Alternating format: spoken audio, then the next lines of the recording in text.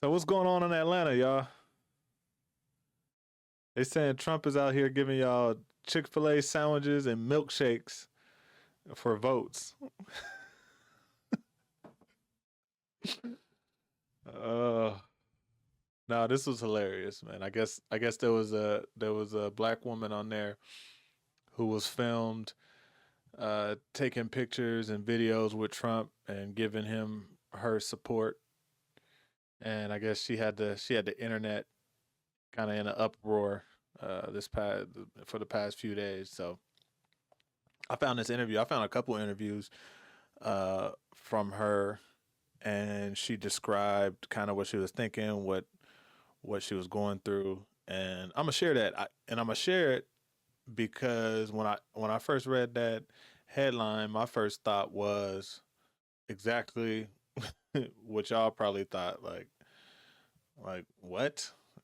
Chick-fil-A sandwiches and milkshakes? Like, what is going on? But she breaks it down a little bit better. Now I'm gonna caution y'all that this video is definitely that I'm gonna show you is definitely one-sided. It is coming from Fox News, which historically has been a little more conservative. So, um, it's definitely a Trump supporting video. Has no reflection on which way I vote. But it is. I like to hear all sides of the story, whichever way I decide to vote. I like to hear all sides of the story, and I think for those who are against Trump, I think she did a fairly decent job. Although I don't agree with everything she says, I think she did a fairly decent job of uh, kind of highlighting why there are a lot of African Americans out there who are pro-Trump.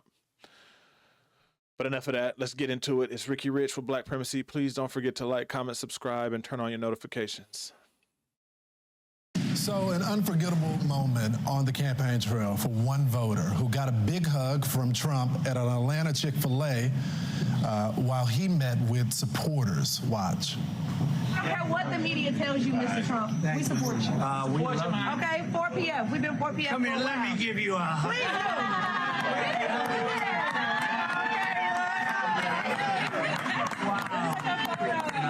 Please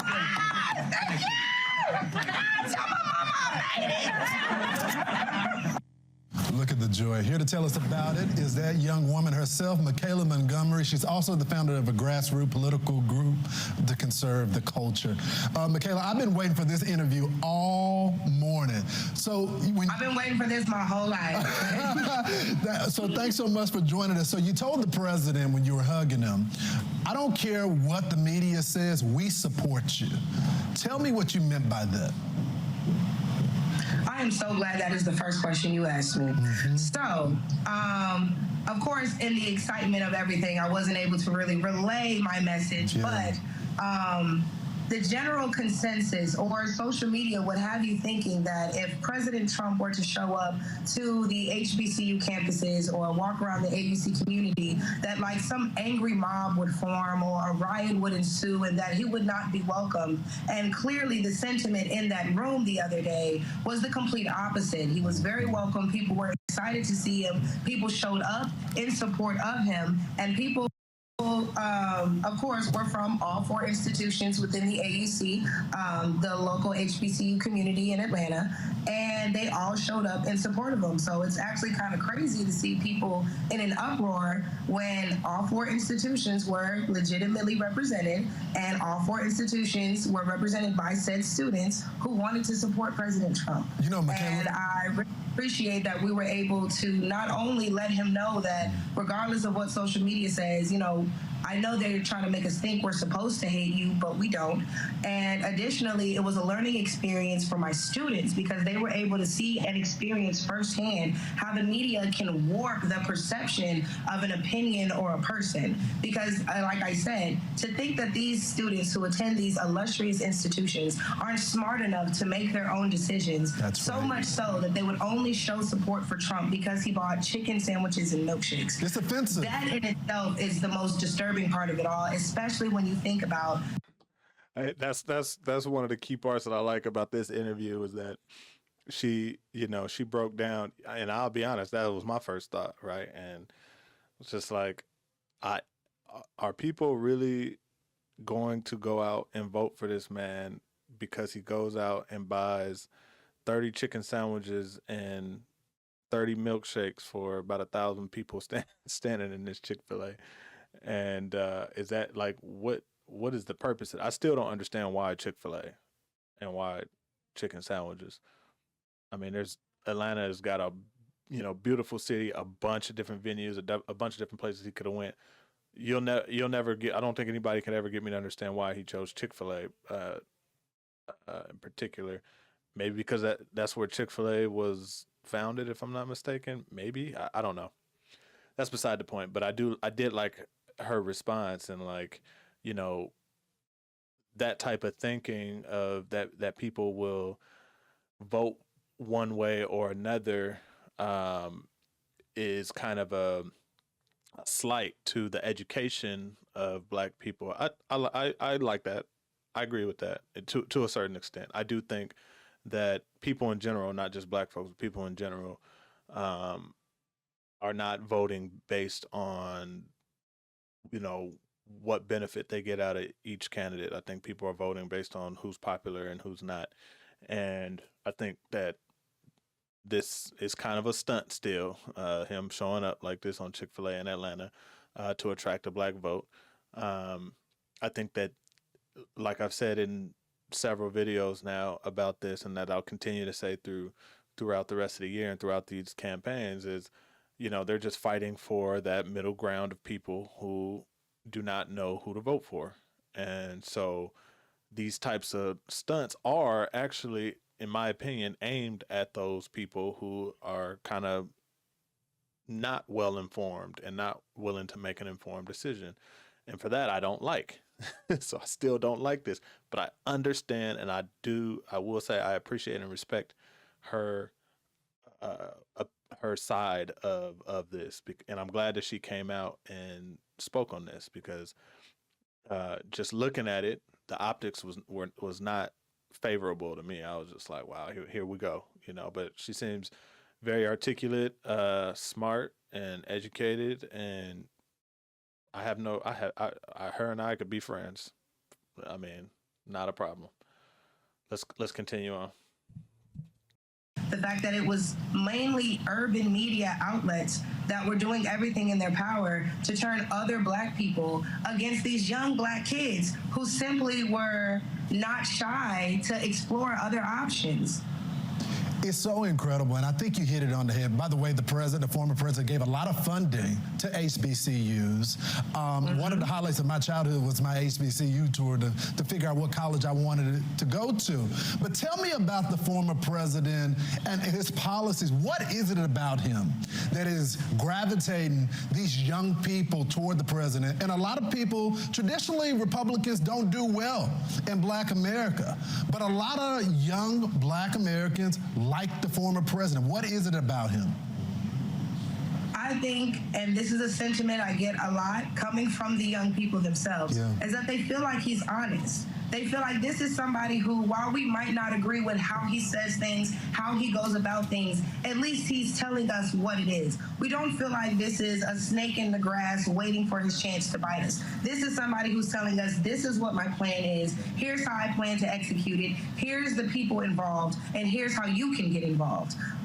So they just feel like he's more relatable. And I don't say that to say that, like, they all relate to him, but again, he gives you that relatable feeling to where it's like, hey, I'm just like you know me, this is what you said you wanted, here's what I'm going to try to do about it. They really feel like this is somebody who's talking to them and not just saying what they want to hear. Such a good point. Michaela, what has Biden done for our community? What has he done for Black America? Well, he locked up a lot of people that look like me, and they're still sitting in jail waiting. This is the part of the interview that I would say I disagree with. Well, I'm not gonna say disagree. This is a part of the interview that I would say makes this entire interview one-sided, because I feel like everything she said for the last 4 minutes and 30 seconds was more fact, not just, was just more based on,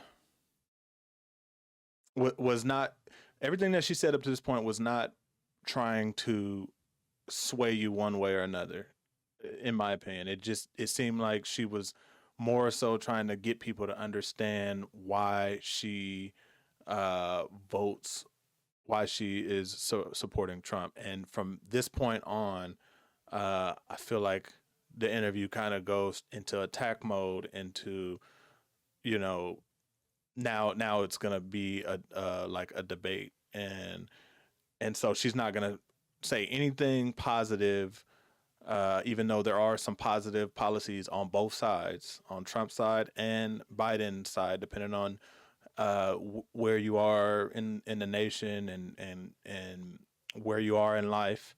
You're going to find some positives and negatives on both sides. So now she's going to highlight all of the negatives, and I think that's part of the problem when it comes to debating and having discussions around politics. Is there can't just be okay, that's how you feel and this is how I feel. Now it's about to go into attack mode. Let's hear what she got to say. Waiting for, justice, an appeal of some sort. So when it comes to what Joe Biden has done for Black America, if we look specifically at his record as a senator, it wasn't something that benefited us at all. If anything, one could argue that he dedicated his entire senatorial career to disrupting the way of life, for Black people. He didn't want Black kids going to the same school as his kids. He didn't want Black people walking on the sidewalk along with his mother and grandmother. So the fact that we ignore these things that were said on the Senate floor, like this is somebody who passed legislation with the sole intent of oppressing a certain community. And we're gonna act like that didn't happen, or we're gonna act like it can be overshadowed by somebody's comments a few years down the line that made us feel some type of way. Feeling some type of way is completely different when you can feel a certain type of way at home. There's people who are, as of right now, spending the rest of their lives in jail because, Joe Biden thought that they deserved it, as if there isn't retribution. And then you had somebody like Trump come in and give us the First Step Act to try and right the wrongs that were done with this 3 strikes rule, and nobody's talking about that. Michaela, I need more time with you. We got to go to You can call me whenever. We'll make it happen. We'll bring you back on, and we'll talk about the president's plan to win more Black voters. Michaela, thank you so much. Thanks for being bold. We'll talk soon. Thank you for having me. You guys have a great day. You got it. Yeah, I liked her. I'll follow her, see what else she talks about, what else she does, Michaela. But I think, again, at the end of the day, we all just need to make an informed decision. Research. I think from a basic standpoint, if you're one of those who you just don't know who to vote, and you feel like you got pressure from all this media, and like I said, Fox is super one-sided, and then you go to some of these other outlets, they're super the other side. And I can, if I wanted to make this an hour-long video, I can pull up a video of another media outlet making it look worse. You know what I'm saying? Making it look like she's just the worst person in the world. But I think from a basic standpoint, what we could all do is just take a breath, look at the policies that each candidate is promising, and write it out, figure out which candidate is which candidate's policies are benefiting you the most. It's very simple. And I think the first half of the video, she did a lot of that. She did a lot of describing how, how the policies and the way that he moves benefits her in her life.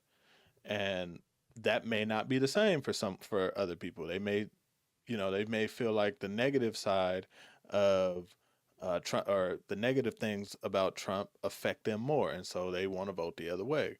So just make an informed decision. Just make an informed decision. I watched a couple interviews with her before I did this, and there was another interview that she did. She didn't say it here. I wish she would have said it here because this was a better this was a better interview of her. I really appreciated this one. But there was one thing that she said in this interview that I thought was, or in the other interview that I thought I wish she would have said here, and that was that most of her family members are Biden supporters, and they still rock with her, you know. And I guess there was someone else, if I'm not mistaken, there was someone else that was out there with her hugging Trump and, you know, supporting Trump. And I guess they got a whole bunch of, you know, negative um, feedback when they went back to, I think it was when they went back to college or when they went back to their school or their hometown or something. They pretty much got shunned for their opinion. And I think her family, I think her and her family, if that's accurate, I think that is key. And I think that that's how we need to be, not just as African Americans or just black folks in general. I think that's how we need to be more as a nation. Like, hey, that's how you feel. This is how I feel. You know, and again, you feel Trump's policies uh, benefit you the most, and I feel Biden's policies benefit you the most, or benefit me the most, or vice versa. Hey, may the better man win, right? So, um, I I think that's how it should be, and I think if we were to just again go back to the basics and say which policies of either candidate is going to benefit me the most, because that's all we're really arguing about. That's all we're. And the thing is, we get into these big debates over what? Over the am I you trying to tell me who benefits me more, and and I'm trying to tell you who benefits you more? Like at the end of the day, we only care about ourselves and who is going to help us do better in this terrible economy, and that's at the end of the day. You know, ain't nobody gonna support a candidate that's going to make their life harder. You know, and I think that could be part of the reason why Biden is struggling with the black vote, because for the past 4 years it has been trash. It has been trash, and I think the only thing that's keeping Biden even in the discussion is the fact that people just don't like Trump. You know, as a person, and so yeah, this is gonna be interesting. We're gonna rock out. This is a long video, but you can tell I'm just passionate about you know, helping people just make an informed decision. And I learned a lot from this. So I this was one of those videos where I didn't have to share this because, you know, I didn't like the look of it. I didn't like when I first saw, you know, pictures and stuff. I didn't like that. So but we're gonna rock out. We're gonna rock out. We're gonna keep discussing this moving forward through the rest of the year and till the campaign ends, and even after we can keep on discussing. It's a good topic. All right, so tap in. It's Ricky Rich with Black Primacy. Please don't forget to like, comment, subscribe, and turn on your notifications.